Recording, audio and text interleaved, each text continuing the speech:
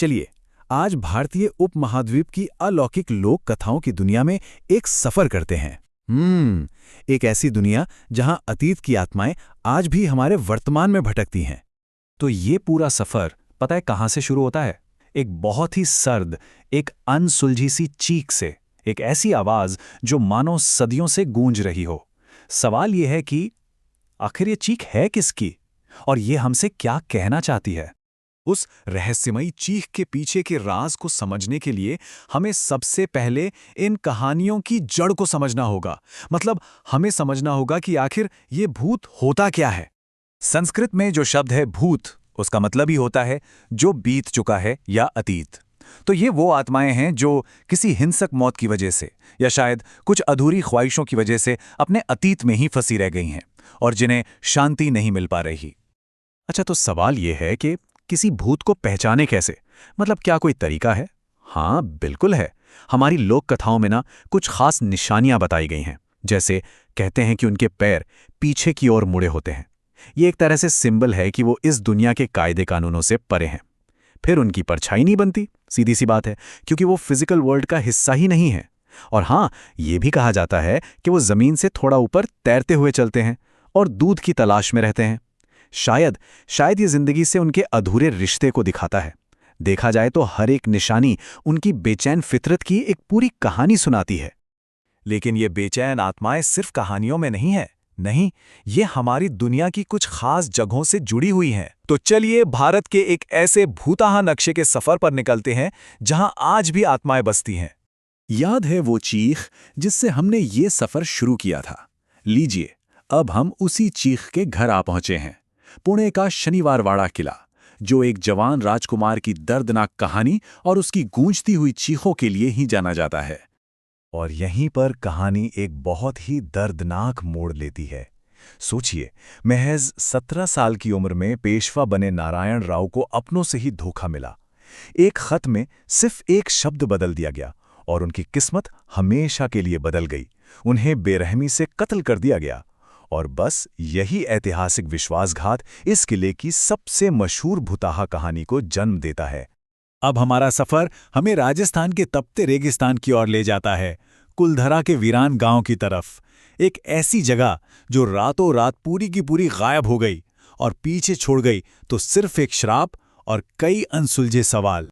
ये शब्द ही इस कहानी का पूरा सार है। एक जालिम शासक के सामने झुकने से तो अच्छा था कि वो जगह ही छोड़ दी जाए।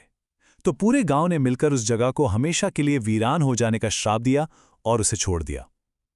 कहते हैं कि ये श्राप इतना शक्तिशाली है कि आज भी उस गांव को कोई दोबारा नहीं बसा पाया। हमारी अगली मंजिल हमें ले जा रही है दार्जिलिंग के पास कुर्सियों की धुंध भरी पहाड़ियों पर। यहाँ एक सुनसान सड़क है जिसे लोग मौत की सड़क के नाम से जानते हैं, और इसकी वजह भी काफी डरावनी है। डाउ हिल की बात ही कुछ और है। यहाँ एक ही जगह पर कई तरह की अजीबो-गरीब गतिविधियां महसूस की गई हैं। लकड़हारे जंगल में एक बिना सिर वाले लड़के को देखने का दावा करते हैं जो अचानक से गायब हो जाता है। कुछ लोग स्लेटी कपड़ों में एक औरत को देखते हैं तो कई लोगों को बंद पड़े स्कूल से फुसफुसाहट और कदमों की आवाजें सुनाई देती हैं। ऐसा लगता है जैसे ये जगह अलौकिक गतिविधियों का एक सेंटर बन गई हो। लेकिन जैसा मैंने कहा, सभी भूत एक जैसे नहीं होते। भूत तो बस एक आम सा शब्द है। आत्माओं की ये दुनिया बहुत बड़ी और पेचीदा है, जिसमें कई खास और दिलचस्प प्राणी हैं। चलिए, इनमें से कुछ से मिलते हैं। बेंगलुरु की गलियों से एक ऐसी कहानी आती है जो सच में रोंगटे खड़े कर देती है। ये कहानी है नालेबाकी, एक चालाक आत्मा जो रात में आपके दरवाजे पर दस्तक देती है और आपके किसी अपने की आवाज में मदद के लिए पुकारती है। अगर दरवाजा खोला तो समझिए मौत को दावत दे दी। ये बात समझना बहुत जरूरी है कि इन आत्माओं में फर्क होता है। भूत तो एक जनरल टर्म हो गया, किसी का भी प्रेत। लेकिन जब हम चुड़ैल कहते हैं तो वो खास तौर पर उस औरत की आत्मा है जिसकी मौत बच्चे को जन्म देते समय हुई हो। ये उस जमाने के समाज के गहरे डर को दिखाता है ना। और फिर आती है डायन, एक ऐसी दुष्ट आत्मा जिसकी सारी शक्ति उसकी लंबी चोटी में मानी जाती है।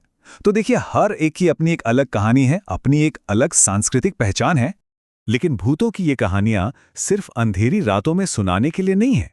नहीं, ये हमारी संस्कृति में इतनी गहराई तक बसी हुई हैं कि हमारी रोजमर्रा की जिंदगी और हमारी भाषा को भी प्रभावित करती हैं। जरा इन आम मुहावरों के बारे में सोचिए। जब हम कहते हैं किसी पर भूत सवार है, तो इसका मतलब होता है कि वो किसी चीज को लेकर बहुत ज्यादा जुनूनी है, और उस जुनून को खत्म करने को कहते हैं भूत उतारना। ये मुहावरे दिखाते हैं कि कैसे भूत का जो कॉन्सेप्ट है वो गहरे इंसानी अनुभवों को बयान करने के लिए भी इस्तेमाल होता है। और कमाल की बात यह है कि ये सदियों पुरानी कहानियां आज भी हमें अपनी तरफ खींचती हैं। भूत एफएम जैसे रेडियो शोज से लेकर ब्लॉकबस्टर फिल्मों तक हमारी इन भूतहा कहानियों ने मॉडर्न मीडिया में एक नया और रोमांचक जीवन पा लिया है। तो सवाल ये उठता है कि इन कहानियों में ऐसा क्या है जो इन्हें इतनी मजबूती से हमसे जोड़े रखता है? आखिर क्यों इस मॉडर्न दुनिया में भी भूत नहीं मरते? हम में से कई लोगों के बचपन का ये एक बहुत अहम हिस्सा रहा है ना? अपनी दादियों नानियों से भूत की कहानियां सुनना। ये कहानियां हमारी सांस्कृतिक विरासत का हिस्सा हैं, जो एक पीढ़ी से दूसरी पीढ़ी तक पहुंचती हैं और हमें हमारी जड़ों से जोड़े रखती हैं। और ये मामला सिर्फ लोक कथाओं तक ही सीमित नहीं है। परकाया प्रवेश, यानी किसी दूसरे के शरीर में आत्मा का प्रवेश, भारत में एक गंभीर विषय माना जाता है। ये उन मामलों को कहा जाता है जहां एक जिंदा इंसान किसी मरे हुए व्यक्ति की ऐसी बातें बताने लगता है जिसे जानना उसके लिए नामुमकिन है। ये अकादमिक जांच और बहस का भी एक दिलचस्प विषय है। तो विज्ञान और तर्क से रोशन होती इस दुनिया में हम इन आत्माओं की परछाइयों में क्या पाते हैं? शायद ये हमें हमारे अपने बारे में, हमारे डर, हमारी उम्मीदों और हमारी संस्कृति के बारे में कुछ बताती हैं। और शायद इसीलिए हम आज भी इनकी कहानियां सुनते रहते हैं।